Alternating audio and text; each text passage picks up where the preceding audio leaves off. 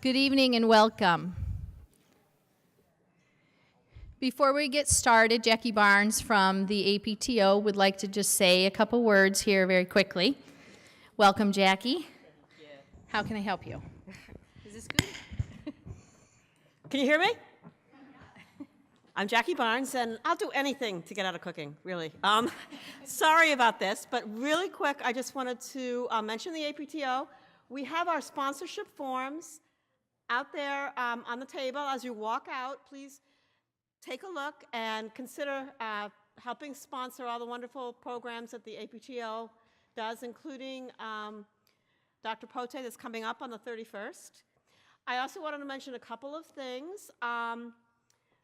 We have senior scholarships. Part of what we do is contribute scholarship funds to deserving students who apply, and think about that for next year. Keep that in mind. And we have some rules and regulations about that, but that's details for next year. Just keep that in mind, and you do need to be a sponsor, at least as of this year, and we're considering all the different options.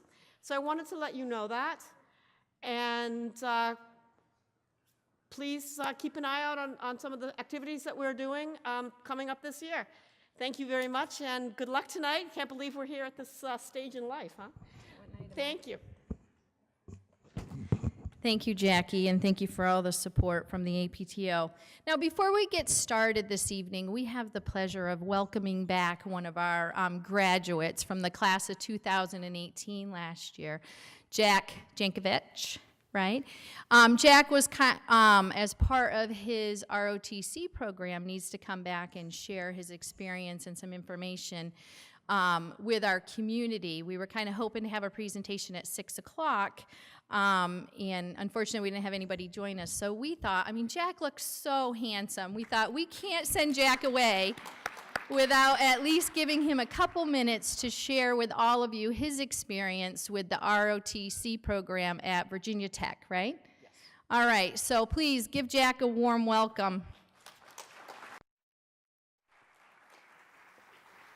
Good evening, everyone. I'm Jack Jankovic. I'm a freshman at Virginia Tech. I'm a midshipman in the ROTC program there and a cadet. So what is the Corps of Cadets at Virginia Tech? So the Corps of Cadets is a military organization of students at Virginia Tech. We wear uniforms 24/7 on campus. We live in separate barracks from everyone else. We have daily room inspections and very strict rules and regulations that we live by. This really helps with our leadership development and our ROTC prospects in the future, as Virginia Tech is one of the #1 places for ROTC in the nation. So the Corps of Cadets relationship with the ROTC programs is that Virginia Tech has all ROTC programs: Army, Navy, Marine Corps, and Air Force. So it's a great location if you want like a centralized ROTC program. You get a lot of cross-dependency on each of the ROTC programs that work together and really make sure that everyone is getting a good leadership experience and good training for the future. Virginia Tech is one of the only places in the nation that also offers a civilian leadership program, so you can be in the Corps of Cadets without being in ROTC. I have a lot of people that I'm friends with that are on this track, and a lot of them want to go into the private sector. It's a really big help on a resume if you've done the Corps of Cadets. It shows you have a lot of discipline, a lot of leadership experience, and more experience than someone who hasn't gone through that. Also, a lot of government agencies in the State Department, FBI, CIA, they like to see the Corps of Cadets on resumes. This is my schedule, actually, for the week. So I get up at 5 o'clock, and I do physical training, followed shortly by morning formation, where all the cadets take roll call outside, salute the flag as it goes up, and then right after that, we go to classes. And classes are kind of our free time. We have from 10 o'clock till 3 o'clock in the afternoon, and we can basically go to classes, have meals, do whatever we want, and then right at 7 o'clock is our evening call to quarters, which is our mandatory study hours. So this is the really good thing about the Corps of Cadets is it's very regimented, and it helps students who have maybe a hard time focusing or need a little bit more discipline in their lives really focus on their schoolwork. So from 7 o'clock to 11 o'clock every night, we have training.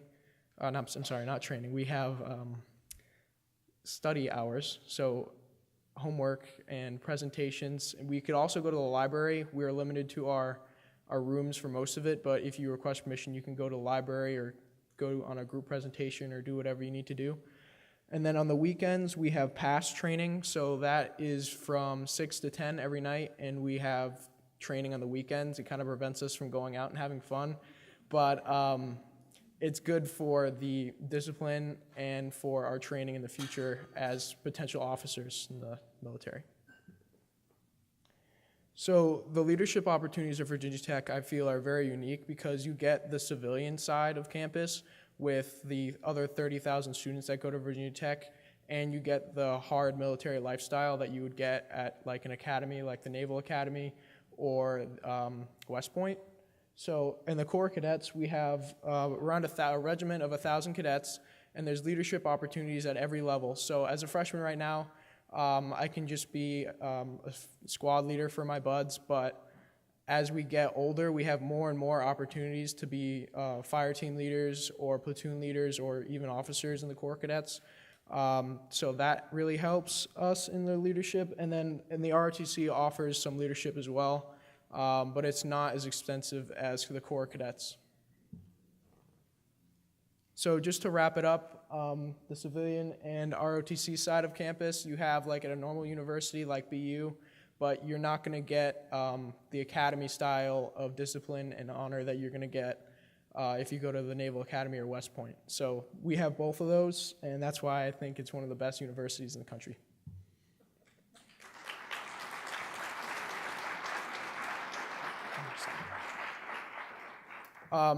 To apply to the Corps Cadets, all you need to do is normal application to Virginia Tech. You just select a button that says, yes, I want to be a cadet at Virginia Tech, and your application fee is automatically waived. These dates are wrong. I didn't make this PowerPoint, unfortunately, so, but just keep that in mind for next year. Thank you guys for your time. I really appreciate having to come back and give back to the community like this. If you guys have any questions for me, I'll be at the back of the room or in the hallway after this whole thing wraps up. And if any of your kids are interested in ROTC, I know Mrs. Haberman has my contact information, so I highly recommend that you have them reach out to me because I've gone through all the application processes and all of the training required for ROTC. So if they have any questions, please have them reach out to me.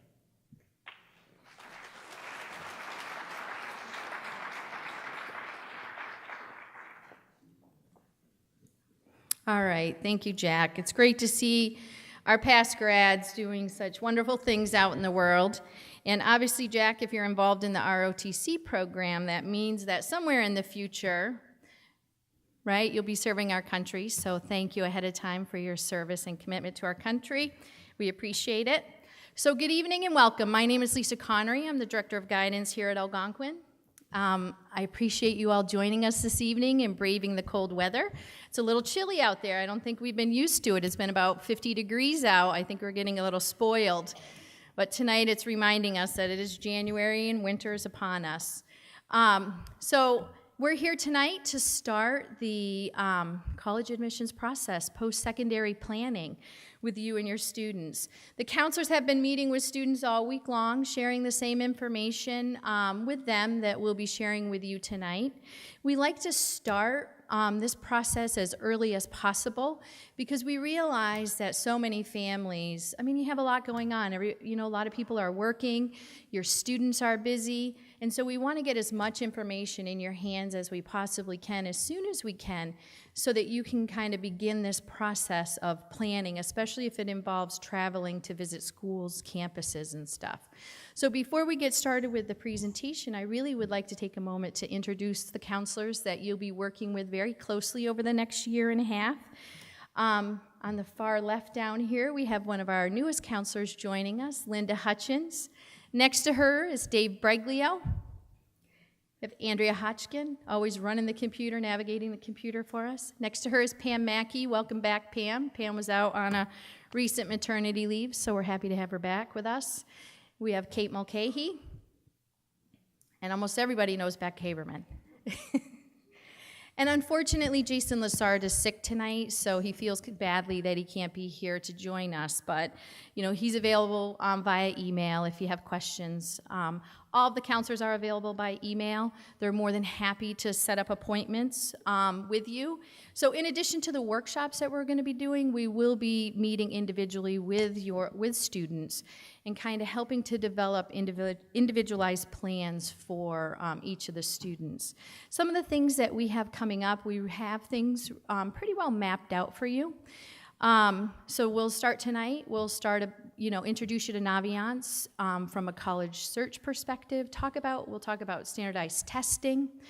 And we also have upcoming events. You'll know in your workbook we have a timeline which outlines upcoming events in which we will further introduce more information to you. So I think it's Wednesday, January 30th at 7:30 in the morning. We will have a college admissions panel, and we have the good fortune of having 3 admissions counselors come and join us.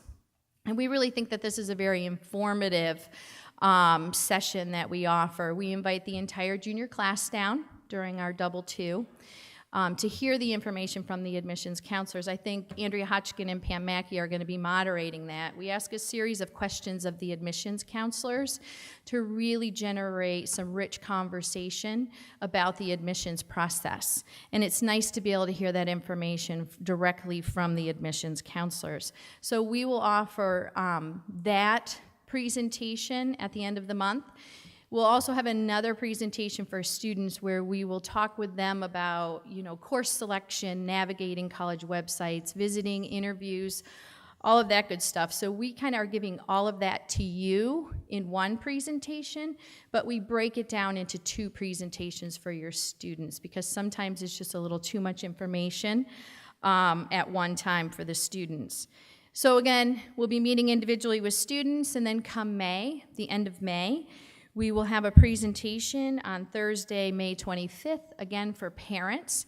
We'll do workshops that same week for students, and at that time, what we will talk about is what students can be doing over the summer in preparation for the fall admissions process. So right now, we're going to talk about college search, standardized testing, course selection for senior year, and then in late spring, we will talk about stuff like teacher recommendations, guidance recommendation, essay, the Common App. We'll introduce you to a lot of the application and admissions components. We like to do this because we know that students are so busy, and we want to make sure that they're able to capitalize on some of the downtime they have in the summer to complete some of these pieces of the process. In the fall, we will come back right away within the first couple weeks. We will have a senior presentation where we will introduce you to the actual kind of nuts and bolts of the process. How do we process a teacher recommendation? How do we request transcripts? We'll go more in depth to the actual application process. We'll also offer a financial aid evening. We don't have those dates set yet, but we'll communicate with you about those events through Naviance. So we were asking your students today to make sure that they were updating their profiles, including you as parents in their profile, and updating your email address. So please make sure when you go home, maybe this weekend, check in with your student to see what email address we have on file in Naviance, just to ensure that you're receiving all of the communications that we're sending out regarding any events that we're having around the process. So at this point, I'm going to turn things over. We're going to kick things off talking about standardized testing, and Andrea Hotchkin's going to take that.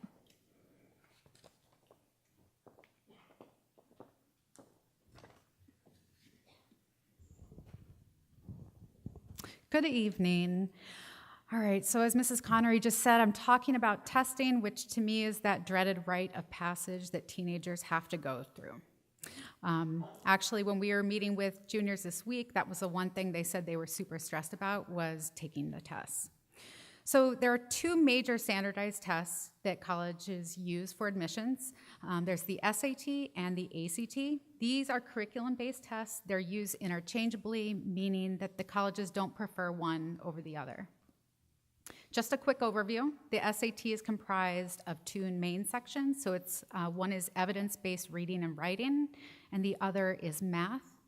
There's also an optional essay as part of the SAT. The ACT, on the other hand, instead of two sections, there's four main sections. That's English, reading, science, and math. And like the SAT, there is an optional writing section as well. So I know I keep saying these are optional. We typically encourage our students to take the test with the writing section at least one time. And I'm saying this because some colleges do require the writing section, and at this point, it's so early in the process that your students don't know yet where they're going to be applying to college. So if they take it at least one time with writing, they've covered their bases. So those are the main tests. There's one other test that some more selective colleges might require, and that's called the SAT subject tests. Back in my day, it was the SAT-2s. These are exactly what they are. They're achievement-based tests for a particular subject. So it could be English literature, math, level 1 and 2. There's biology, chemistry, physics, US history, world history. There's even some foreign language, Spanish, and French. So there's a number of subjects that a student can choose from. If a college does require the subject tests, typically they require 2 subject tests. It's really important as you and your students are researching colleges that you see if they do require this because, one, it's extra money, it's extra time, and if your student doesn't need to take them, I would completely avoid subject tests.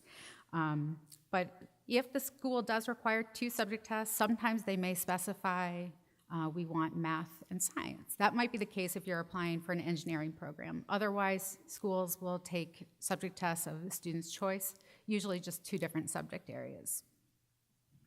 All right, so that's an overview of the tests. Now the question is, when should students start taking the tests? If you turn to page 4 of your workbooks,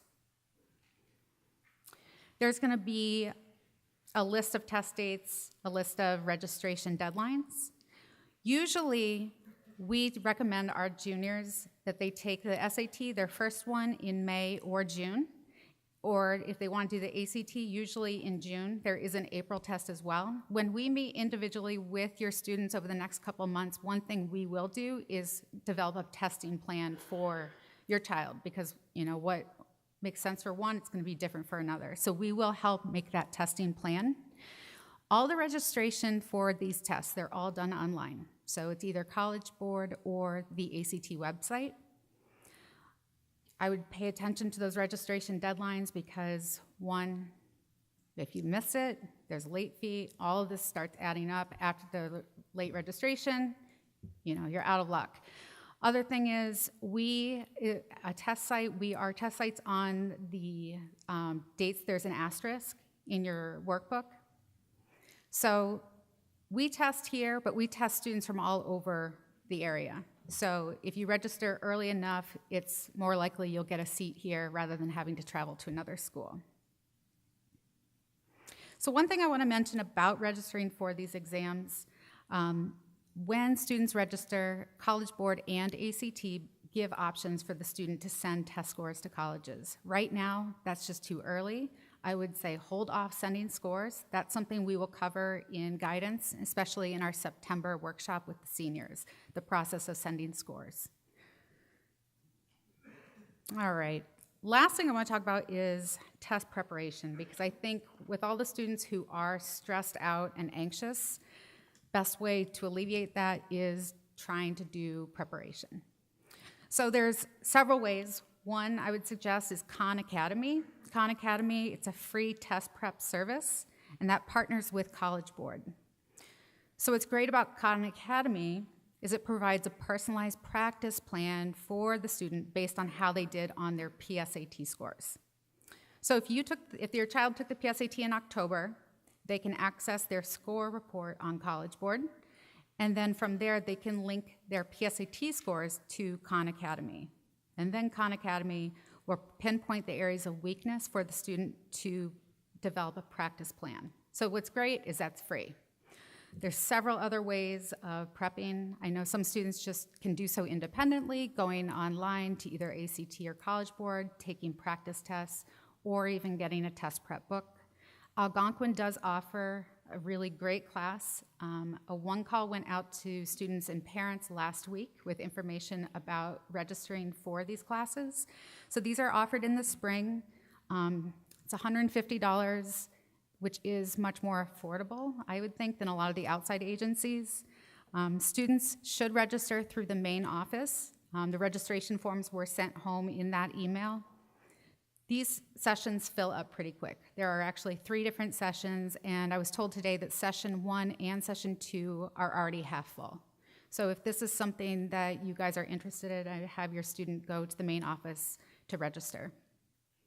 Otherwise, there's the outside organizations, which I mentioned, and if your student would prefer to work with a private tutor, we have lists of tutors in the guidance office. So I've talked a lot about the testing. I do want to mention that testing is just one component of the application, okay? And many times, many colleges actually don't even require the SAT or ACT as part of the admissions process for their students. So if you actually, on page 3, I believe in your workbook, on the very bottom, there's something called, it's talked about, it says test optional. There's a website that you can go to. It's called fairtest.org. Right now, there's over 1,000 colleges and universities that do not require the standardized tests to admit their students, okay? And if you go to that website, you're gonna find many of the top tier colleges and universities around the country are actually on that list. And there's just a few listed on there, like Bates, Bowdoin, Assumption, Holy Cross, WPI, UMass Lowell, George Washington, they keep getting added. And I remember doing these workshops over the last few years. You know, a few years ago it was 700 colleges, then it was 800. Last year it was over 900 colleges, and now it's over 1,000 colleges. So a lot of the colleges are moving towards this, understanding that test scores are not necessarily the predictor of how a student would do in college.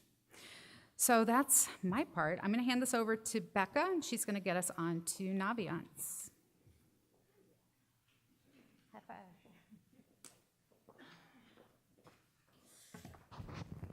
I'm going to try and do this, Mrs. Connery, without moving around, but good luck to me. Okay. Question for all of you out there, except for Paula Putnam. How many of you are first time, this is your first child going through the college process? There we go. We got a lot of newbies, kids. Where is your stress level? When I asked the kids this, they were like, oh my God, winter break, holidays were horrible. Everybody was asking me what I want to do when I grow up. What college do I want to go to? I don't want to talk about this anymore. How are you guys doing? Are you all, where's your stress level? Way up high? Yeah, okay. So Mrs. Connery mentioned, Lisa mentioned that we start this earlier. We actually start this earlier than a lot of high schools because what we found is the most important thing is to take time during this process. And it can be a fun process. It doesn't feel like it right now, certainly when your kids don't talk to you about anything.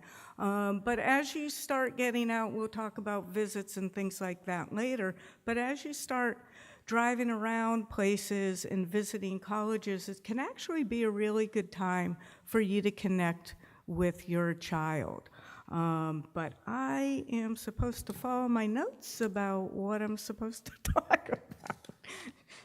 Sorry, Miss Mulcahy made me a note sheet because I never really follow notes. But today, first thing we got to do is show you some information that is good information for you to find out. And the best, obviously, is our Algonquin webpage. So when you go to the Algonquin webpage, if you go under academics and you scroll down to guidance, click guidance, and if you scroll down, we've been showing your students the course of study, which will show them what they need to graduate. It is something that we go over every year, making sure that your students are meeting the graduation requirements. But this is something, certainly as we talk about course selection in the winter, to really make sure that by the end of their junior year, they've met everything that they need to before planning for their senior year. Okay, now we're going, did I already screw up? No, I'm doing all right. Okay, so now we're going to go back and click course selection. Okay, course selection, and Ms. Mackey's going to go over this a little bit because last year we went online with course selection, saved a lot of trees, didn't have a lot of lost course selection sheets. But again, this is something, the new program of studies will be posted up here at some point, I don't know when. But this is another good place that you'll be going to once the course selection begins March 4th. And then we want to take you to Naviance. So we're actually not going to click onto that Naviance link because otherwise it sort of screws up. But basically, when your student clicks onto Naviance, it will ask them to put in an email and a password. And you all should have gotten links to Naviance last year when we did the career planning. If you don't remember it, you can email your guidance counselor. We can send you a new password link, and then you can go in and set it up. So once we're into Naviance, the couple of things that we're asking kids first off to do is go to About Me, and when they click home, you will see here that there's all sorts of information right under Crystal Ball. The first thing we do is have them click Account. That's going to show them what email they gave us, and we ask them to keep that email something that they look at because we do send out information. For instance, we sent out information about Jack coming to talk to students today. But students don't really read their emails all that much, but I don't know how to tweet, so we're going to go on the email kind of thing. As they scroll down, they can see their weighted GPA. This is a GPA, and what we explain to students is their weighted GPA that is up on Naviance right now is the final grades from just freshman and sophomore years. We do not recalculate GPA again until the end of the year. So the beginning of next year, they'll get a new weighted GPA that will then include their freshman, sophomore, and junior year. And, okay, and then go to careers. Am I following right, Kate? Okay. Last year, we had a really good time with your students doing basically something called the Do What You Are, which is a Myers-Briggs. For those of you in business who might have used Myers-Briggs, I always tell the kids the way I got into guidance was doing these career assessments. I tell them my story of being a salesperson knocking door to door on people's homes, selling cable TV, going into marketing, going into sales, going into training, going into recruiting. I did the Myers-Briggs, the Do What You Are, and if you click here, we show them, remind them what they did, because if you have them read over their Do What You Are and you scroll all the way down, you can see certain careers. You can see career clusters, see related careers, yep.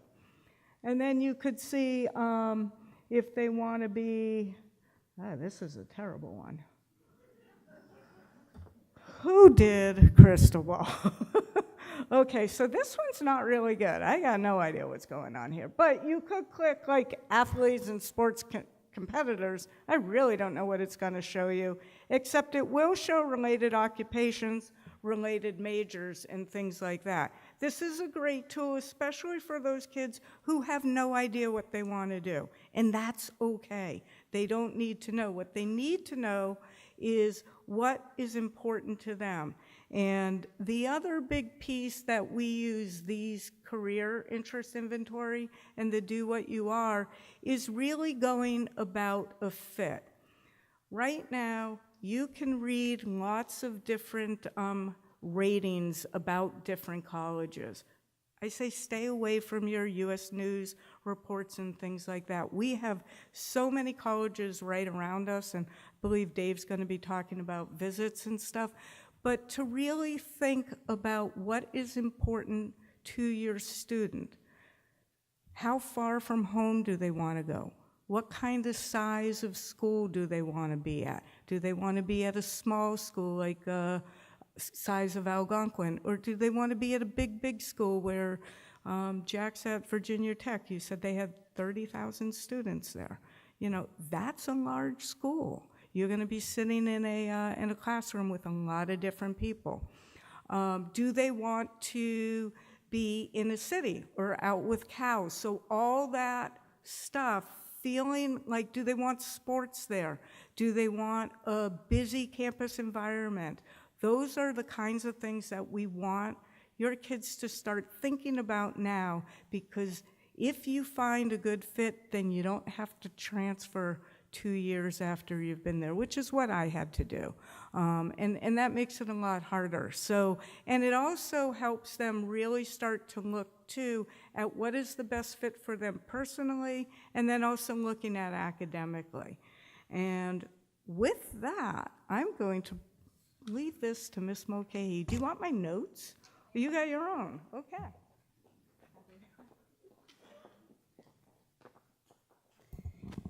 As you can tell, I really like notes, so I'm going to follow along with mine. So for this section, we're going to show you how to do the college search on Naviance. This is what we've been kind of focusing on in the workshops with the juniors this week. So we'll do an example of a college search for you.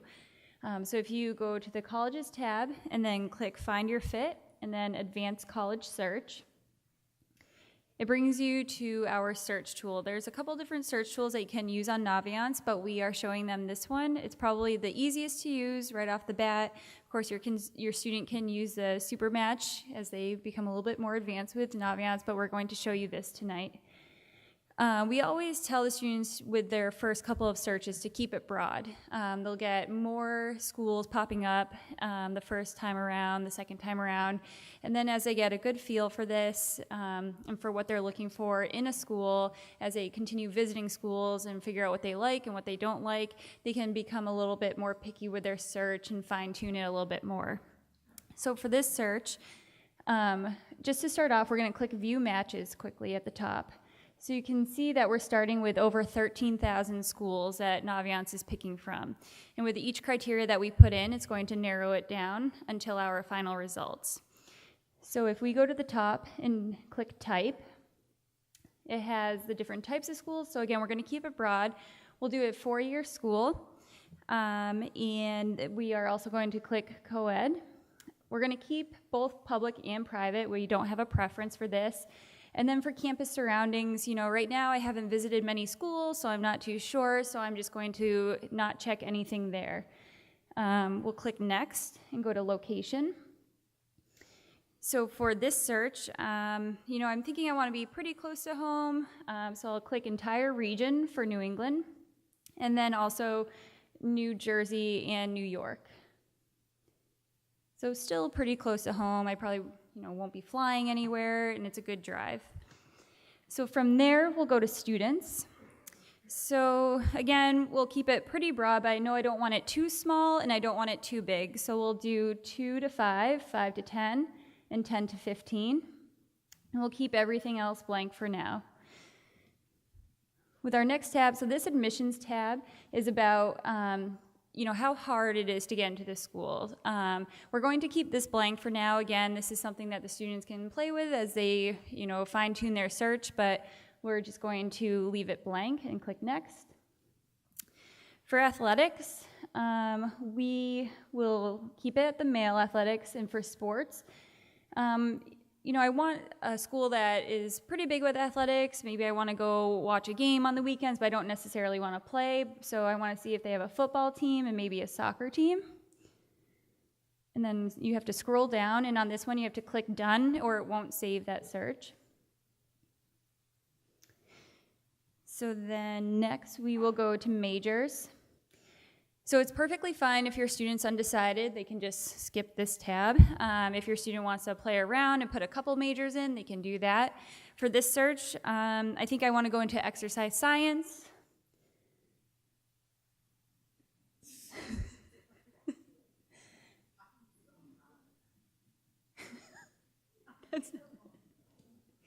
Read my notes.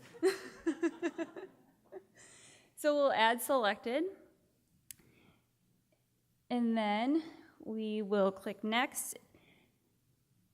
So there's a cost tab. So if you want to look more into financial aid, the in-state tuition, out-of-state tuition, again, we are going to keep this broad for this search, so we're not going to click anything, and we'll go to special programs.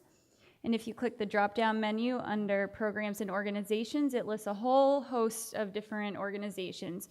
So if your student is really into marching band or theater and they want to make sure they have a radio station on campus, they can click these options here. But again, we're keeping it broad, so we're not going to click anything. So we'll close out of this tab.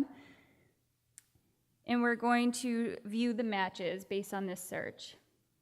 So we went from over 13,000 colleges and we're down to 29 matches. So based on that criteria, keeping it broad, putting in exercise science around New England and New York and New Jersey, there's 29 schools in the criteria that I'm looking for. So you can scroll down and see all the colleges that they're listing. And here is where students can really start to research particular colleges a little bit more. So to look into a couple schools and maybe compare them, we'll compare Bridgewater, so we'll click that. We'll click Endicott. Hofstra, we'll get out of Massachusetts a little bit. UNH. And then we'll click Skidmore. Picking a couple different states.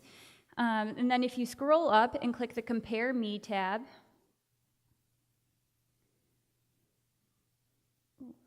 so you'll see, there we go. You'll see Crystal Ball, myself, is listed at the top. My GPA is a 3.588, and my SAT score is 1100. And then all this information is gathered from Algonquin data. So students who have applied to Algonquin, this is their average GPA and their average test scores. So you can see that some of these may be a little bit more of a reach school, some may be more of a match school, and this is a good way to compare how a student is doing compared to the average Algonquin student applying to this school. I don't want the red X's to scare anyone. Even if you're 0.01 off of the average, you're going to get an X. So you need to look into the numbers a little bit more and just don't go off of the checks and the X's. But you can see, Skidmore might be more of a reach school. I think Endicott and obviously Bridgewater and UNH, those are within reason, so these could be good match schools for Crystal Ball. So we're going to go back to our search. So after looking at those schools, I'm still pretty interested in them, and I want to maybe investigate those schools a little bit more. So I'm going to add them to the colleges I'm thinking about tab. So this kind of saves it. And you can also save your search, by the way. So we'll add to colleges I'm thinking about. And here you can see it saved all the schools I'm thinking about, it added them to the list, and when you add these to the list, if you investigate the school a little bit more, you decide you don't like it, you can easily remove it from your colleges I'm thinking about list. So one school that stood out to me was Endicott. So I'm going to click on Endicott.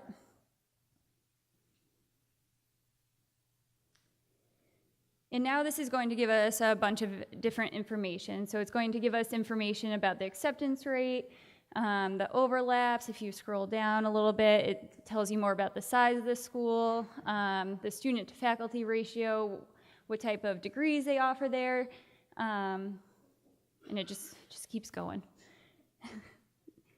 So one thing we want to highlight is the college overlaps. So 169 students who applied to this college also applied to 169 other schools. So if you click Learn More, it'll tell you the top schools.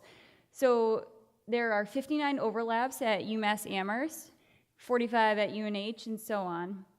So then it gives you information about each particular school as well. So if you're researching Endicott and you're like, okay, students at Algonquin, if they liked Endicott, what other schools did they apply to? So you might be able to get some ideas about other schools, smaller schools in New England perhaps, that might fit the same type of criteria. So a college like Assumption and Roger Williams, these are going to have a similar feel to Endicott. So this is a great way to maybe start looking at more schools and building up that list of schools to research a little bit more. So we go back to the college profile. One of our favorite tools is when you click on the admissions tab, is to scroll down and look at the scattergram. So this shows you Algonquin data again, and it shows you students that have been accepted, so those are the green check marks, students who have been waitlisted, students that have been deferred, and students that have been denied.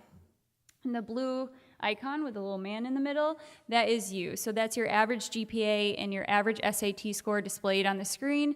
So this is a good way to figure out if this school is a reach. So if it's a reach, you're probably going to be more in the X's with the students who have been denied or waitlisted.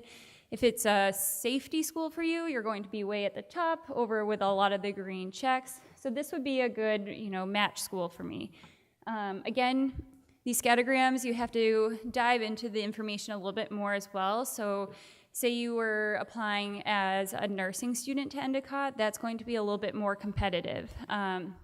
So it might show you as a match student at Endicott, but as a nursing student, since it is a smaller program and it's more competitive, it might be more of a reach school. So you really need to do a lot of investigation and research on your own about your particular major. And again, there's a lot more information on here for students and yourselves to go through. But one thing at the top is if we click on studies, and then we scroll down and click on bachelor's just to see what other majors they offer at Endicott. So we're not 100% sold on exercise science, and but we like the school. So what other majors do they offer? So it lists all of the majors that Endicott offers as a bachelor's degree. So that's that. And again, there's a lot of information and too much to go through in just one night and in one information session. So I really encourage you to log in, do some college searches. You can save them to go back to them. Add some schools to the colleges I'm thinking about list. It'll show up that a parent added it if you're under your name. And then if your student adds it, it'll say that the student added it.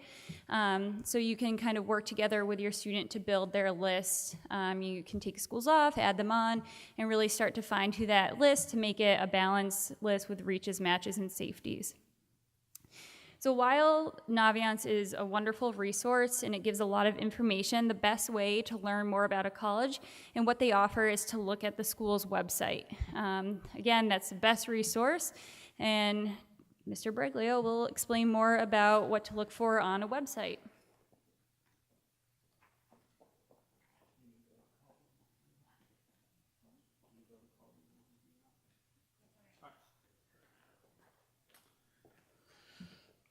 All right, so yes, I'm going to look through a college website with you guys. Like Kate was just saying, Naviance has a lot of really good information, but we want the kids who are researching these schools to become experts in the schools that they want to apply to.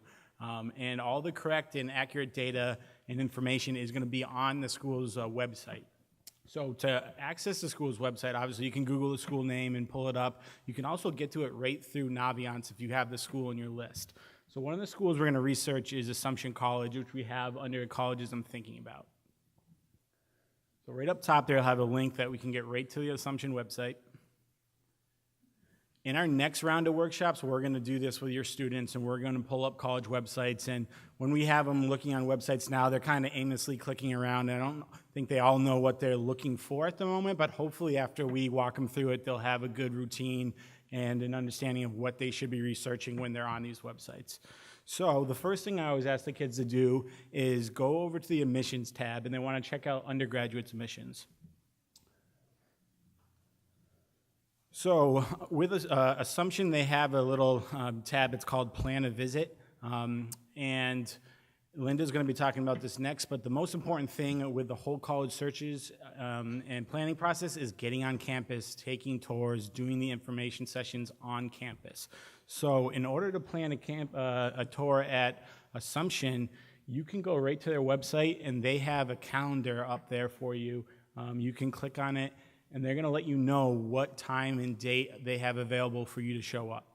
If you just show up on campus for a tour, and the tour is scheduled at 12 o'clock and you get there at 10, you're kind of sitting around in admissions. It's not the greatest start to the day when you are researching some of these schools. So if you plan ahead, if they have the website where you can book your visit, do it through there. Sometimes not every college website will have this, so if you give a call up to the undergrad admissions office, they will let you know what time the next tour is going out. If it's a weekend, they usually will give multiple tours during the day. So at Assumption, they're going to do a student-led tour, and they're also going to do an admissions review with an admissions rep, probably, which would be about a 45-minute info session with them. They also have the opportunity for you to book an interview. So not every single college will offer interviews. A lot of the smaller schools will do interviews with their students. Some of the larger universities just don't have the manpower to get through everyone who will request an interview. But if the school is offering an interview, it's always recommended that your student take it. We offer mock interviews at the high school to get them prepared and confident going into it. But the same thing with booking tours through Assumption. If you want an interview, you can book it right through their calendar and have it set up, and then your kid will have an idea when that interview is coming up. They can get some prep down and guidance in the CRC and do a mock interview heading into it. So I'm going to have Andrea now click on the tab called the admissions process. And if you just scroll down a little, Andrea. So here they're going to walk you through what are the course requirements for your student in order to apply to Assumption. So if they look here, it says 4 years of English, 3 years of math, 2 years of foreign language, 2 years of history, 2 years of science, and 5 additional academic units. All of these requirements your student will get at the high school, and those are our requirements for graduation, except for foreign language. So we don't require kids to have foreign language on their transcript to graduate, but we're always coaching kids that colleges are expecting 2 to 3 years of a foreign language. Sometimes you'll see for academic requirements, they'll ask for the students to have 2 years of a lab science. If they do our bio, physics, and chemistry, like all our students are doing, they will have the 2 years of lab science on their transcript. So now if you go over to applying to Assumption, Andrea. Down below, they're going to walk you through the different application deadlines for the school. So you want to make sure that you're really confirming with the school's website what the application deadlines are and what application options they have. So for Assumption, they're going to offer an early decision, which is the binding. We'll talk more about that. They're going to offer an early action deadline. They're going to offer a regular decision deadline, and then they also offer a second early action deadline a little later in December. But they'll have the dates listed down there. The dates on Naviance are 99.9% accurate with what the dates they list for the deadlines, but like I said, we really want the students to be on the websites and confirming that they have all the correct information. And then down below that, they're talking about Assumption's test policy. So Assumption, like Andrew was mentioning, is one of those 1,000 schools right now that are going test optional. You can submit SATs, you can submit ACTs. They don't ask for subject tests at Assumption, but if your student does not love their test scores, Assumption does not penalize them if they decide not to submit an ACT or an SAT. And then they're just going to look at transcript, letters of recommendation, the amount of honors and AP classes they took, so rigor of their schedule. Their resume is going to be part of it, but they will not consider the SATs or ACTs as part of the application. So up top, they also have something with, they give a little information around special requirements for specific majors. So Kate was mentioning that nursing majors sometimes are going to be asking for a little higher GPA. When you are looking to be a nursing major, an engineering major, maybe pre-med, they're going to ask sometimes for some special admissions requirements. They may have an earlier deadline that your student needs to pay attention to. They may ask for a higher level of math if it's an engineering program. So any of these programs, and your guidance counselor will help your students identify some of that, but your students should definitely be on the websites reading through the academic program pages to make sure if there is a specific deadline for that major, that they're aware of it, and if there's any requirements beyond what they normally have listed below for that specific major, they're aware of it. One example would be California schools ask for a full year of fine arts in order to apply, and that's not a requirement for us to graduate. So sometimes that can trip up kids if they are looking to apply for California state schools. So now we're going to look at the academics tab. So I'm going to have Andrea go to academics, and she's going to pick us an economics major to review.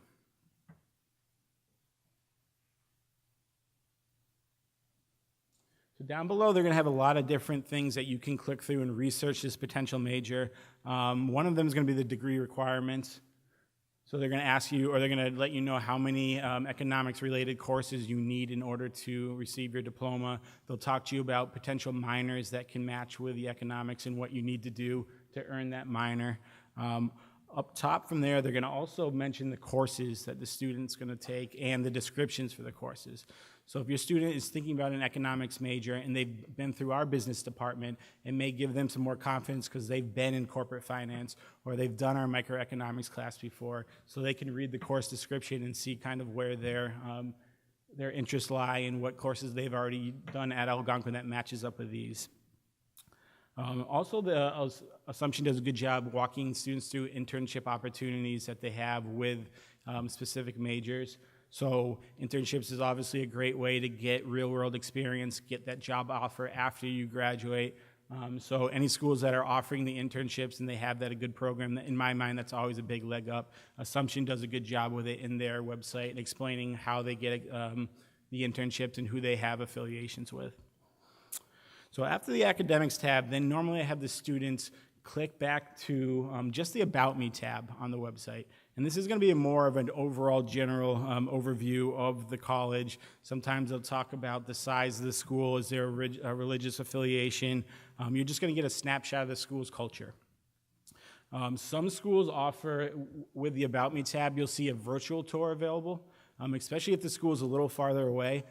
Definitely take that virtual tour, have your student get excited about traveling out to see that college. If they think it's going to be a good fit, then maybe you book a trip out there. But usually a virtual tour may be located either under the Admissions tab or under the About Me tab.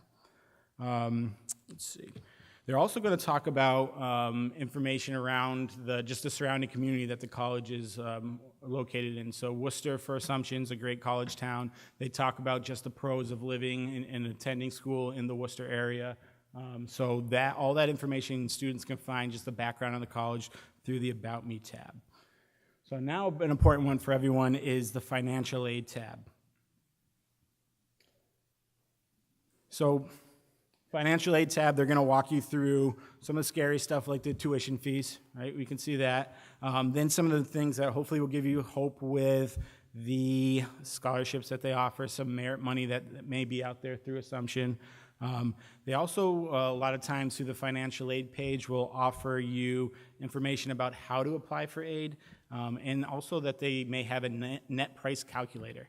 So the net price calculator is going to give you a rough snapshot of what you potentially would need to pay for your student to attend Algonquin.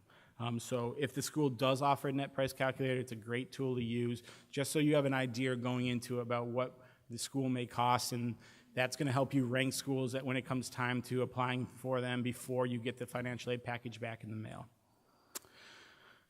After that, I usually send kids over to the Campus Life tab. This is going to walk kids through the dorms that they offer, the on-campus and off-campus housing available to students.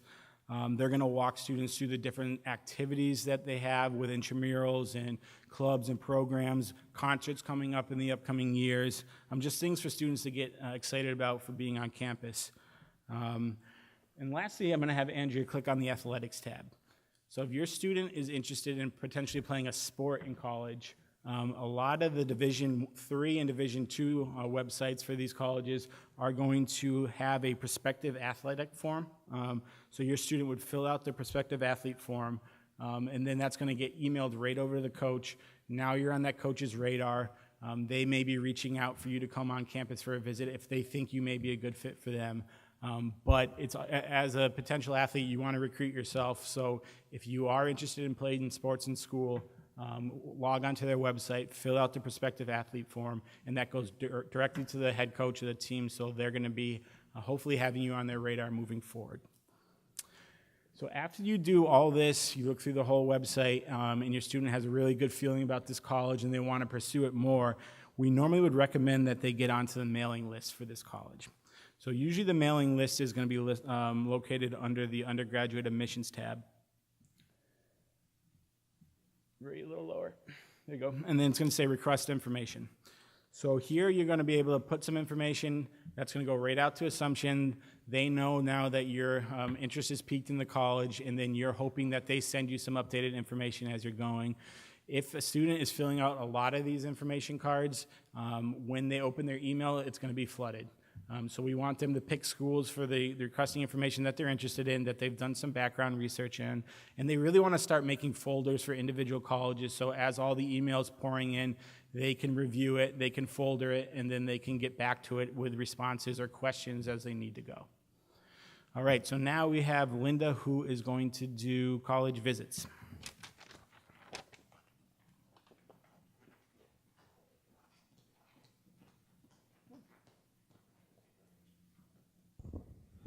Okay, hello, good evening. I am going to be giving you some tips that we have learned over the years and guidance and that I have also gained through my experience with my own son. Naviance, the college websites, and other informational websites are great tools that are going to help you give you the information. But they give you the statistics, the numbers, and a lot of information about colleges. But the campus visit is invaluable to giving you the whole picture and the feel for the college. The visit will really help your student determine if they can see themselves there, if they can see themselves going to school there. We are so fortunate in this area to have so many colleges surrounding our area. You can go to the city, the suburbs, rural, big, small, private, public. If your child is unsure what they want in a college setting, before you make that big road trip, take advantage of all that we have to learn about in our area on the weekends and over school breaks. Each visit's going to give you more information to think about and help your child narrow down their search. As stated before with Dave, you can sign up for the information session, the tour, the interviews online for most colleges on the admissions website. When you're scheduling these, though, sign up for the information session and the tour before you interview. The information session and the tour is going to give you the information and the questions to ask in the interview. If you are traveling, try to have the tour and the information session in the morning and then the interview afterwards. The spaces do fill up. So just try to plan ahead as much as you can so that you can be able to do that. Also, if the school is local, we recommend that you take a tour over the summer or the spring and then sign up for the interview in the late spring, or the late summer, or the early fall, after you've had a chance to finalize your list. This will give you a chance to look at all the different schools, finalize your list, and interview with the ones that you are only going to be applying to. This will also let the college know that you are serious and that you've done your homework. Make sure when you arrive on campus for a visit or an interview that you sign in. This will be a record of your demonstrated interest. When you schedule time to go to a college, make sure you plan an extra time to look around the area surrounding the college. Is there a grocery store, convenience store, movie theater, mall, art exhibits, sporting events, etc.? What's going on around the school that your child's going to be able to take part in? This will help them get an overall feel for what is available. Then it's also going to give you some ideas of questions you want to ask. For example, if it's a rural school, what is actually going on the weekends? If your child's going to be there, you're going to want to know what's going to be happening. 2, if it's located in the city, how do they foster that sense of community? Do they have a campus? If it's a big school, how do they break things down to make it feel smaller? Or how does your child get connected on that campus? And if it is a small school, what options are available to supplement the classroom learning? Also, try the food if it's offered, and see if the option exists to sit in on a class. Plan time to stay and informally walk around the campus, outside of the admissions marketing visit. Ask students walking around some questions. And parents, you may have to take the lead here because your child may be nervous, but this is where you're going to get a lot of different perspectives on that campus. We have provided you with a list of questions that you can ask to help you with this. Keep an open mind and remember, the weather, it might be hot in the summer, really hot or rainy. There might be construction going on. There might be traffic, parking issues, a tour guide that's having a really bad day. Just remember, but these factors are not, they are not factors that will influence your student's educational experience. So don't let an unfortunate mishap influence your overall opinion of a school. Better yet, try to talk with an alum of Algonquin who went there or who is going there presently and ask for their answers to your questions in addition to what you learn on the visit. Keep a log, a journal, notes, or spreadsheets on each visit. This is very important because you think you're going to remember everything and you're not going to mix up the schools. But after visiting a couple and after time has passed, you will not have a clear memory of each one. I thought I would never mix these up, and I was mixing them up. So notes are very helpful on each school. If you are going to attend a college fair, do your homework before you go. Many events have the event scheduled and the layout online before you even attend so that you can kind of plan out your trip. Try to visit the booths of the schools that are farthest away first, so that if you run out of time, the local colleges are easier to visit. Most admission representatives will look to the student first to ask questions. They will answer parent questions, but it is really the student they are trying to engage with. Lastly, I'm going to keep it brief. We are ready to help you. We are all excited about helping your child and your family navigate this search process. We are all willing to share our experiences and expertise with you. Searching for colleges is part of the Apply to College process. We understand that this is exciting, but also very anxious for both parents and students. It's a long process, usually not culminating until April of the senior year. Ultimately, you need just that one college to come back with a program, activities, and financial figure that works best for your family. It will happen. Through taking the time to visit and make a list of schools that meet your criteria, you will have options to choose from. That is our goal for all of the students. Now, Pam Mackey will talk with you about course selection for your student senior year.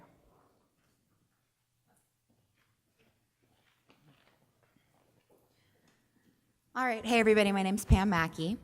I'm gonna talk briefly about course selection.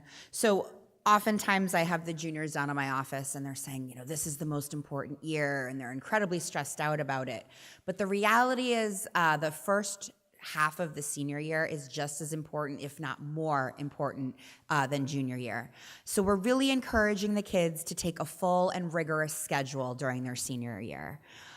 Colleges will notice if you take a light load. So that's why we always encourage the students to take 4 out of the 5 core academics. The core academics are English, math, science, social studies, and world language. So sometimes we'll get a student that will want to opt out maybe of taking, Spanish 5. We advise them to then replace that course with something that's equally as rigorous and something that may show demonstrated interest in the major that they're going to be going into.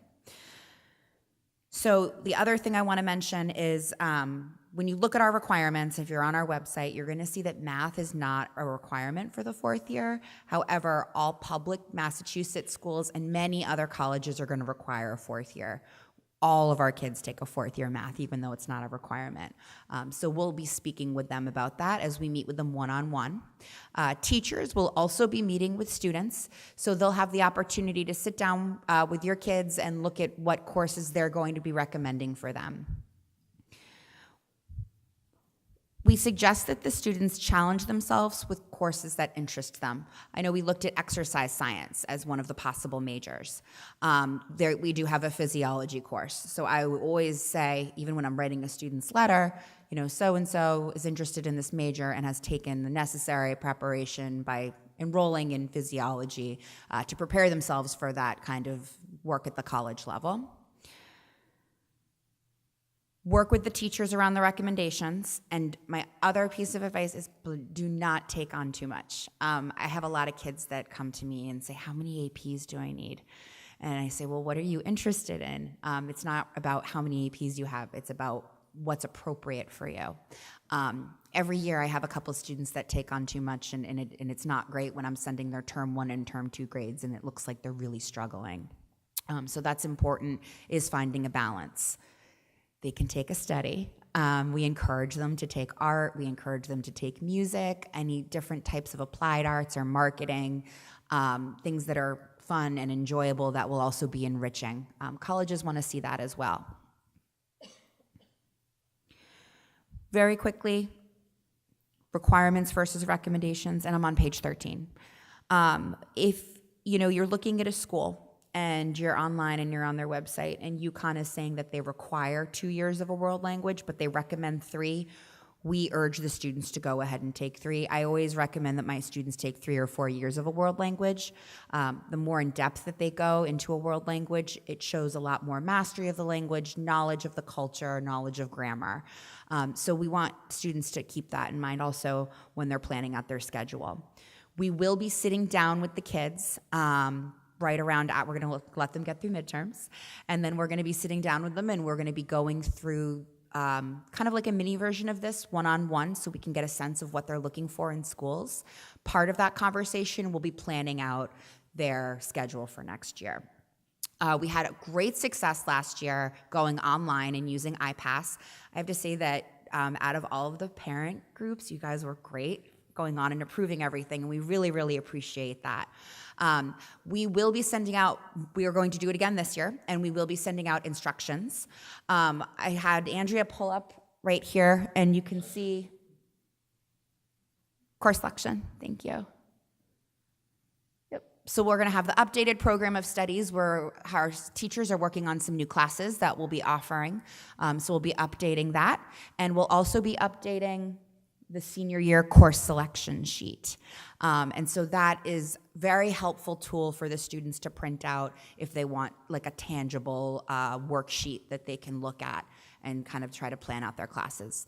But again, teachers are experts. They know the kids. They know, what the appropriate level, what they should be taking, what they're interested in, and we are also happy to help students pick out their schedules as well. Dates. This is going to start March 5th. We'll be sending out a bunch of emails. Teachers will sit down with students. They'll make the recommendations online. Students will be able to then choose their electives. And then you guys will have the opportunity to go on to iPass and approve that. And so that it wraps up, I think, on the 15th. But there'll be lots of communication from us before then, so you know that it's coming. All right, Lisa's going to talk about financial aid, and we're going to wrap up. Thank you. All right, thanks, Pam. Yeah, last year we sent out, we're still working on the program of studies right now and the supporting materials, but last year we sent it out over February vacation so that parents and students had that information in their hands over vacation so they could begin to kind of think about the courses that they might be interested in. So we'll plan on following that same plan this year, sending the information out ahead of time so students and parents have had a chance to look at it. And then when we return, teachers will start making recommendations. So anyways, I'm going to talk just very briefly about financial aid because it is an important component. Now, the single greatest thing that you can be doing right now is, sitting down with your student, doing the search process, and getting them out onto campus. It is the one thing that we cannot do for your student, all right? And students will always ask us, well, Ms. Connery, well, what do you think about this school? Do you think this school is a good fit for me? And I can just say something like a school like BU. Well, I might say to them, personally, BU would not be a good fit for me because I really don't like the city. I don't like, all the concrete and the noise. And for me personally, I would rather have more green space and be outside of the city. So we can speak to the programs that they offer, to the majors that they have. We can help them balance their list, helping them determine, is this a reach? Is it realistic? Is it a safety school? But I'll tell you what, nothing compares to a campus visit. And I'll share just a brief story because oftentimes we find that, we'll get to, summertime and students are still not out on the campuses visiting, or we'll come back in September and some students have really not been engaged in the process. A few years back, I had a student who was very, very interested in Rice University. It's all she talked about. I was like, okay, Rice University. I get it, right? And so she was actually a very good student, and Rice University was thrilled to have her apply to their school. They accepted her and offered to fly her down for a visit.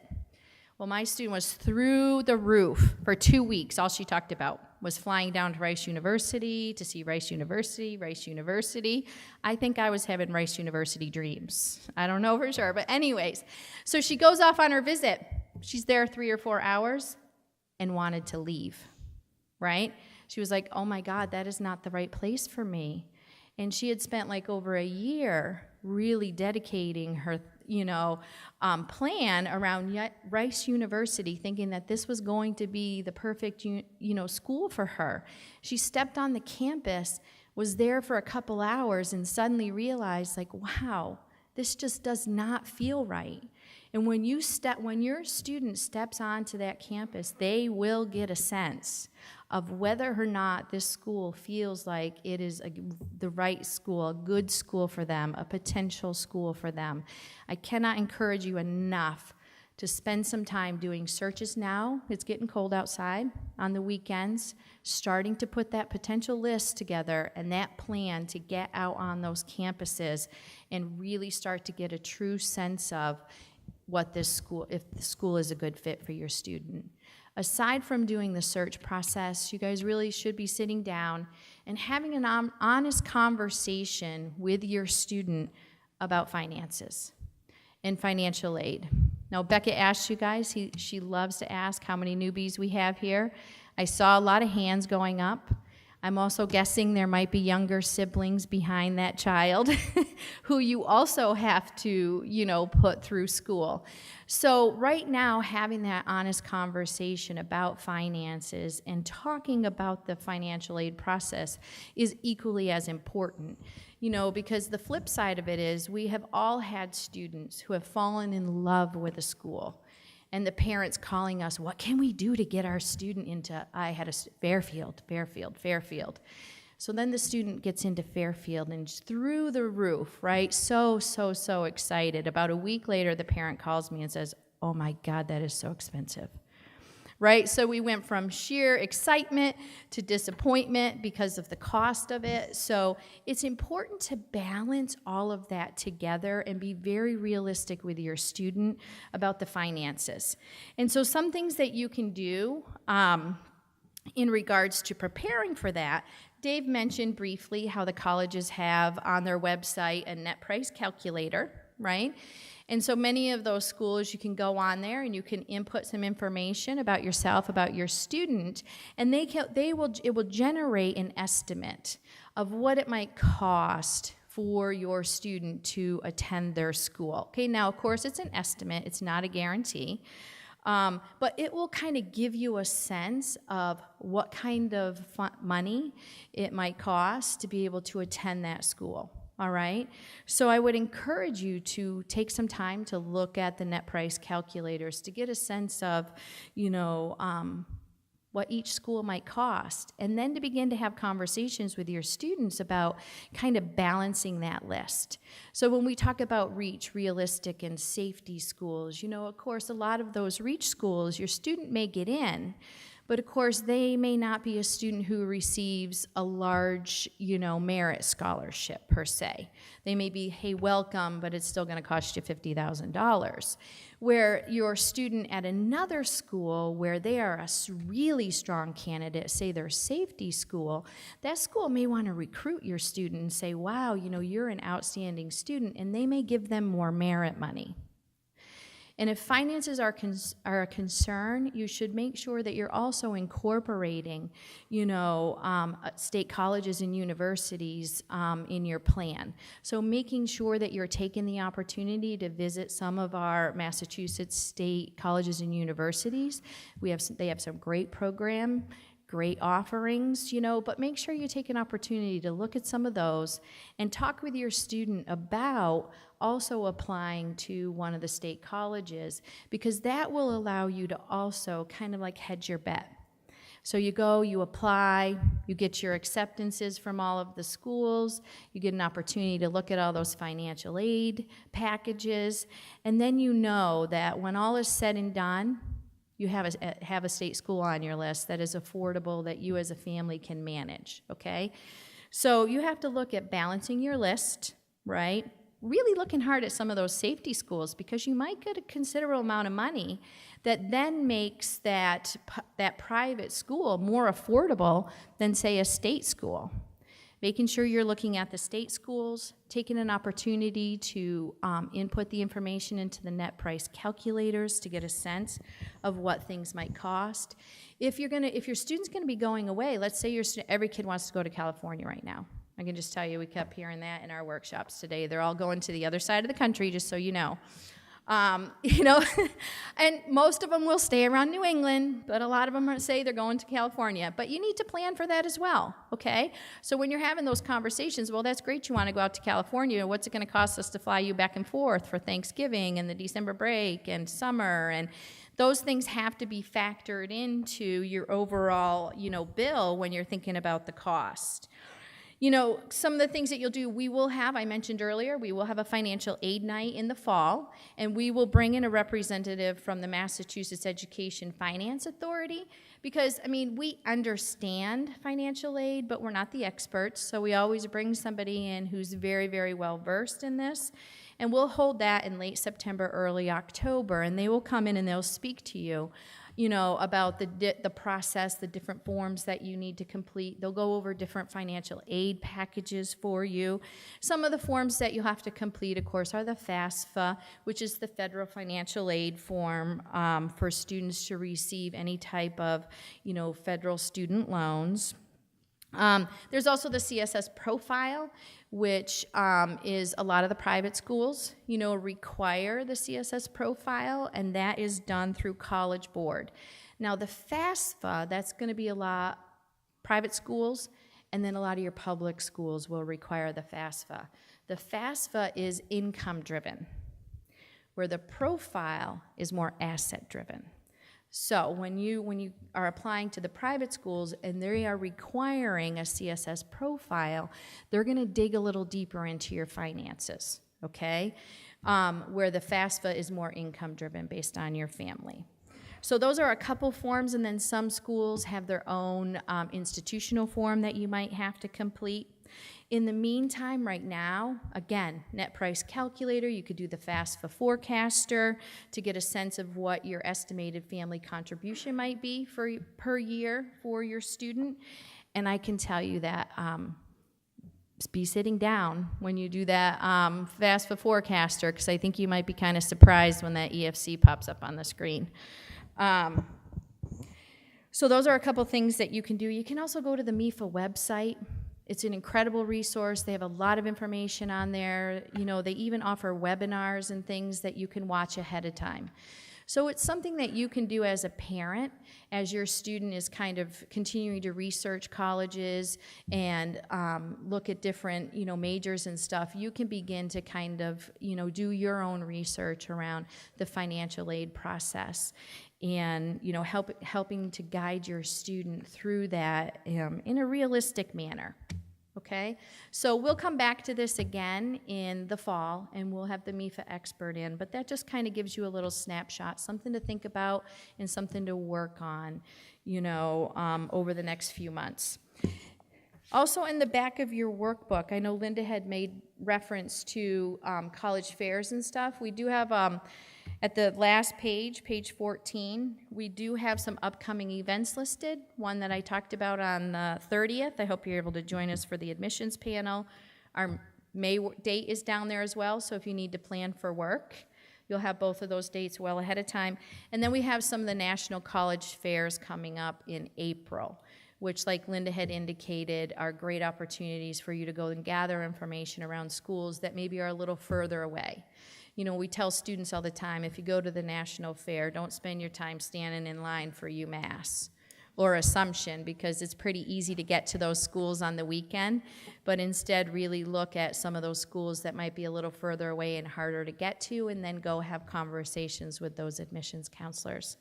So that's kind of a brief overview of the beginning of the process. And I think at this point, Dave and I will go ahead and take some questions. So if you have any questions, just raise your hand and we'll kind of bring the mic over to you, okay?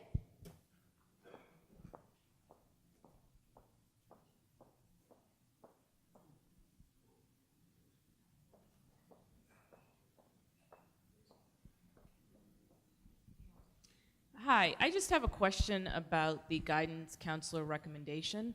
We've already visited a few schools and they've all stressed the importance of not just teacher recommendations, but also guidance counselor recommendations, because supposedly the student has been seeing the guidance counselor for 3+ years by the time the application comes due. So I guess my question is there a process you have for getting to know the student better than again, a teacher for 1 year, because the schools seem to assume that your student has been in regular contact with the guidance counselor over the last 3 years, so they're expecting a pretty detailed recommendation. And given the amount of counselors and the amount of students that all of you have, I'm guessing you probably haven't been able to. I mean, there are some students you probably see more than others, so I'm just wondering how, between now and recommendations next year, you plan to get up to speed on students enough to write a detailed recommendation. I mean, I think you're right in the fact that, first of all, we're very fortunate here at Algonquin. We have incredible support through, the school committee and, our building principal in regards to the number of counselors that we actually have. So I think a lot of the counselors are averaging between 45 and 50 students, per class, which is actually really, really good, incredibly manageable compared to a lot of other schools. So we're very fortunate in that aspect. And then you're right, there are some students who maybe have needed a little bit more support along the way over the first couple years of 9th and 10th grade. But at this point in time, this is when the contact really picks up for everybody, because now we have to do more intensive work around the post-secondary planning process. And so we spend a lot of time meeting with the kids and talking with the kids and going over things, and they quickly get accustomed to coming down and seeking us out and asking questions. And so this is the time right now where we will spend an incredible amount of time really getting to, know the kids even more. And I think you would be surprised a lot what the counselors know about a lot of their students. And then we do have a process that we'll follow. We'll go over that in May. We have a guidance counselor recommendation form that we ask students to fill out. We have a parent brag sheet that we ask parents to fill out, because sometimes we don't always know. Because students don't always share with us everything that they're involved in. They might talk more, they kind of think a little more concretely. They talk about school, you know what I mean? They might talk about their classes or something like that. And sometimes they forget to share with us some awesome things that they might have done outside of school. Or sometimes students don't always want to, quote unquote, brag, they're a little humble or a little quiet. And so we give the parents an opportunity to share some information with us that we might not have received from the student. We give the students opportunity to receive more, share with us information. We sit down with them, we go over all of it, we talk it through, and then we end up writing letters for all of our students and sending them off to the schools. And the counselors spend an incredible amount of time on those letters. It's time intensive. So we have a great process. Our kids are having great results at the schools, all right? So we will really intensify our time that we spend with students over the next year. And Jack, you had a question. I was wondering if you could explain a little bit more about early admission versus early decision, those sort of terminologies and what that means. Yeah, so I can answer that. So early admission is going to be just an earlier deadline that the school will offer. The 3 or 4 actually different deadlines you're going to see is an early application, an early admissions, an early decision, a regular decision, and rolling. So the difference between early action and then early decision is binding if you choose to do an early decision. So we really talk through the kids that they know that if they are picking a school early decision, that can only do it for one college, and we want them to know that they are making an agreement with the school that if they accept it, they will be attending that school, and then they're supposed to pull applications from the other colleges they're looking at. So that doesn't really give the kid too much of an opportunity to obviously compare different financial aid packages that they get back. So that's a big conversation that you want to sit down and have with your kid. If they are applying early decision, is it going to be a school that's going to hopefully work out financially for you? Is this absolutely the #1 choice for you? Early decision will, in most cases, give the student a slight edge as far as the application process goes compared to early application or early admission. But the big difference between the two of them is early decision is binding if you choose to do that, and you can do that for one school. And we'll spend more time talking about that as we move through the process, like in May and September. We tend not to talk too much about that right now because we really want the kids to just focus on searching for schools and being open to a lot of schools, and we don't want to overwhelm them too much with information. So we will come back to all of that. How many early action school kids can apply? Well, for early decision, you can apply to one school, okay? And then early action, for the most part, you can apply to multiple schools, early action, okay? So you can even apply early decision to a school and to another school, early action. But if you get in early decision to the school and you're going to attend that school, then the expectation is, because you've signed the binding agreement, that you withdraw your application from any other schools that you've submitted them for, okay? So multiple schools. My question is more about planning for a college visit. We've done a few that are close by, but going farther away, how much time should you allow for a college visit when you go travel further away? Personally, I think you can probably get a couple done in a day because you're not going to be overly familiar with the area. So you want to make sure that you're giving yourself some time to navigate, you know, whatever city you might be in that you're unfamiliar with, you know, because then you want to make sure you have lunch because, you know, nobody likes hangry, you know. That doesn't go well in a car after 1,000 miles. But so I think a couple visits a day, it can really get overwhelming if you, the max I would do would be 3 if they're really close by each other. But I think a morning visit and an afternoon visit is plenty because it can get really overwhelming and confusing and tiring, okay? So I think a couple. What do you think, Dave? Yeah, and then it's any of the longer trips, you can only do so many of those, right? So that's when we're asking the kid to really do their homework on those colleges ahead of time, because if you waste a trip out to the West Coast and they didn't do their homework on the school and they get there, and how many other trips can you do that feasibly? So any of those longer trips, really sit down and do your homework before you book those. And I think that's what Linda Hutchins was talking about when she was talking about getting out on the campuses and how fortunate we are to have so many schools within like an hour and a half of us, because then you can start to really kind of hone your focus.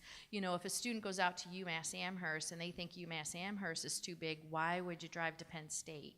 Like, that simply would not make sense. So you're really fortunate to have so many schools around here that you can really start to figure out, do you like an urban setting? Like myself, do you want more green space? How big is too big? How small is too small? What are you looking for in a school? And that can kind of help you to hone that list down so that when you are traveling further away, like Dave said, you're not like wasting your time. Other questions?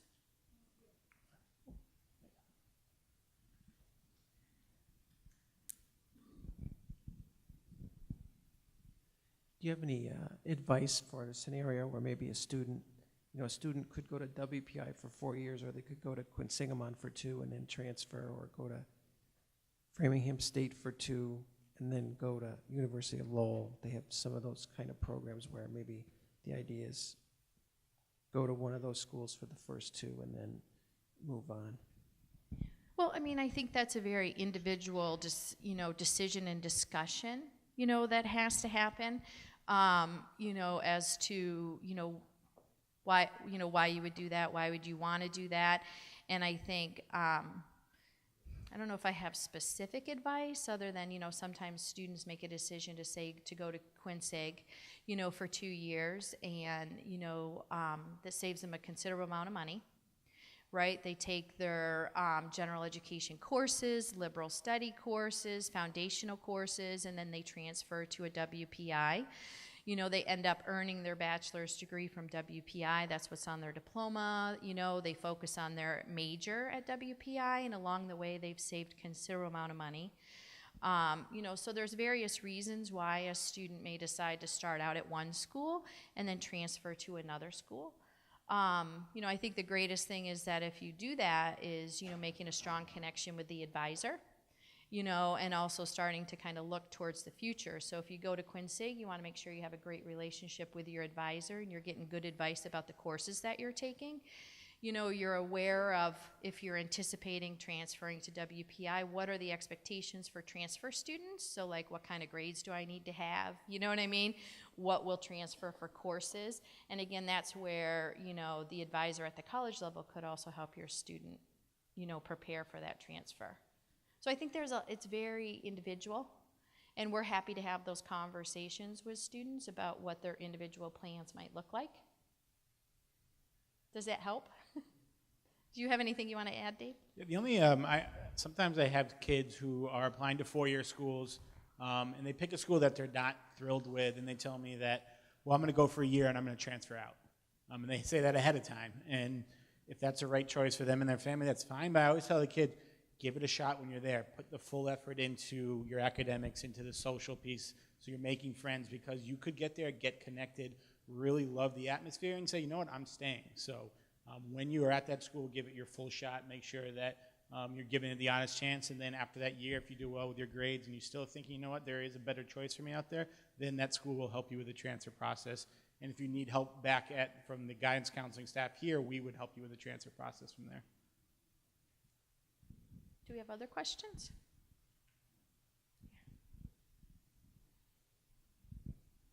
So I'd love my son to go to college, but at this point he seems like he doesn't know what the heck he wants to do when he graduates, and I'm sure he's probably not the only one. So I'm wondering if the guidance counselors also go over what all the other options are besides college, like trade programs, military, whatever else there might be besides just graduating and being like, well, I'm just going to get a job. Yep. So whenever I start my workshops with the students, and I preface it as this is a workshop that we're focused on the four-year college programming, because a majority of our kids go that route. But for my kids this year, I have students going to the military, I have students taking a gap year, I have students going into a trade, I have students going the community college route. So we really sit and get to know the kids and their interests, and we talk to parents and see where they feel the student's going to be most successful. And if it's not college, then we come up with a plan and help them move forward to see what other options are available. And we have a CRC, which is a college and career resource center, and we can get them connected through the CRC with local programs that help students identify what other options are available beyond just the traditional four-year college route. Right. So we definitely don't pigeonhole kids just to say we're putting in applications just because that's what the majority of kids at Algonquin do. We really want to find the best options for them that they're going to be most successful with and most comfortable with moving forward. Yeah, and like Dave said, you know, our presentation kind of focuses on the majority, because the majority of our students do go off to 2- and 4-year schools. But we have plenty of students, like Dave was saying, you know, where we'll engage the parents and the students if the student's interested in the military and they want to gather more information. Ourselves as counselors, you know, when we hear about different programs, you know, we invite them in so that we can actually learn about the programs and share it out with our students.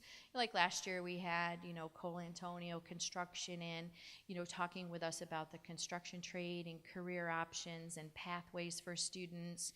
During the midterm breaks, we have Griffin Electric coming in to talk about an electrical apprenticeship program for students who are interested in becoming electricians, you know. And so we had Bunker Hill come in, because Bunker Hill has a great program with Eversource that trains students on how to be linesmen, you know. So there's a lot that we do to kind of train ourselves to learn for ourselves that we can then share with our students, you know. And the sheet that we handed out today in the workshop that we asked the students to fill out asked students about that.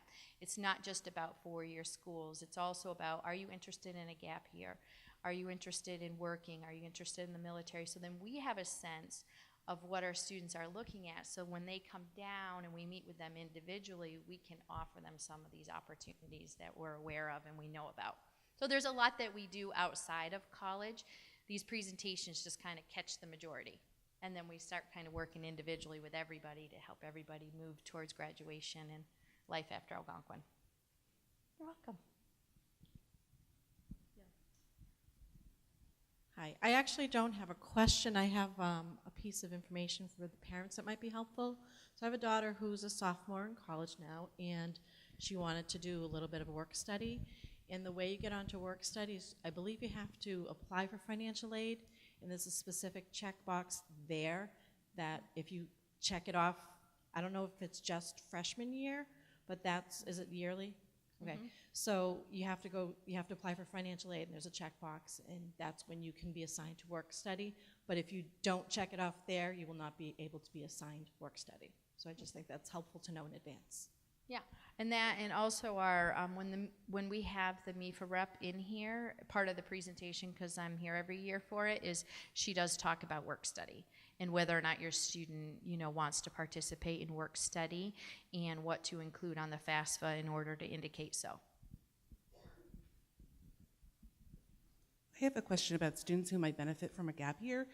Do you suggest that they apply and then defer enrollment, or come back and apply after a year? Do you have any advice on that? So again, I think it depends on the student and how committed they are, to definitely doing a gap year. Oftentimes what we find, students will say like late spring, early fall, I think I might do a gap year. And so if they're kind of like thinking, oh, hey, I think I might do a gap year, then we encourage them to kind of go through the process of applying to schools. If they're kind of on the fence, I may or may not do this, then we really encourage them. Let's go through the process. Let's see what your options are from a college perspective, right?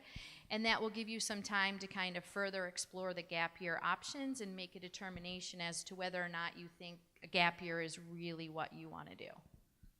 So for my student who did a gap year this year, so she graduated last year, and we went through the whole college process like she was applying. She got into her top choice school. She deferred that school for a year. She went off and did some volunteering, had some really cool opportunities, and then she came back and we sat down together because there were some more schools on her radar that she wanted to put further applications to after she graduated. So we have kids that come back and still meet with us and check in, and we still help them through the process afterwards.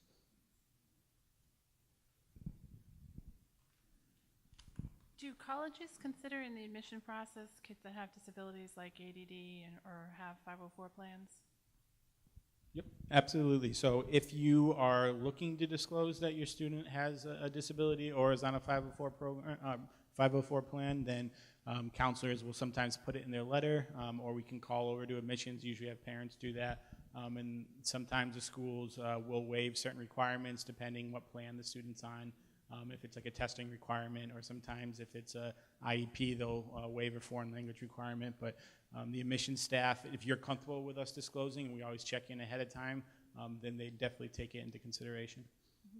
And the counselors will have, individual discussions with students, if that, pertains to them, because there is a difference between supports that you receive here in the high school level and supports that you receive in the college level. And some schools, definitely have more defined programs that provide considerably more support for a student than others. Of course, a lot of the schools are going to provide, basic accommodations, right, for a student through a 504 or an IEP, but then some schools have much better supports in place for students, and so that can be part of the conversation that your student and you have with your counselor to kind of identify, do you need to kind of hone in, focus in on some of those schools that have stronger support programs, or would they be okay probably just about anywhere, right? And then what would those supports look like at these given schools? So we help with that too. Where? Oh.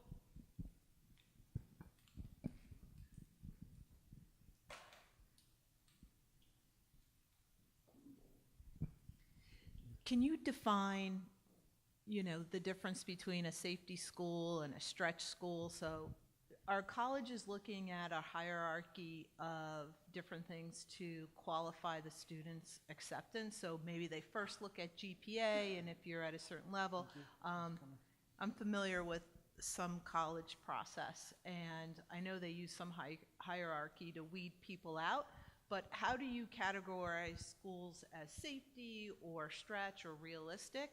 What are the parameters do you suggest using? So obviously we look at the, when you're looking at the Naviance graphs, we look at the average GPA of students who have gotten into these schools, and that's connected with the SAT or ACT scores that the colleges are accepting. So that's like the easiest data that we use to qualify what would be a reach or what would be a target. And then schools look.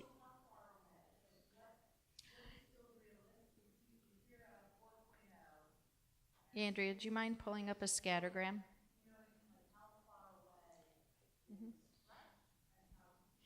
So what, I don't remember who pulled this up for us, but in Naviance, what we pulled up was the scattergram, okay?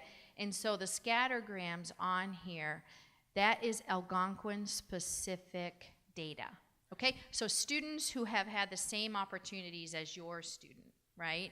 And how they have fared in the admissions process. And I think Kate might have been showing it because she put the little caveat on there that, of course, there's always slightly more competitive majors within any school that the scattergrams don't display. But if we were to look at this scattergram right here for Crystal Ball of Skidmore, we can see she's the blue circle, right? And so compared to the other students from Algonquin who have applied to Skidmore, you can see that I would say that that is a stretch for her, okay? Because she's not within the range that she needs to be in order to probably be accepted.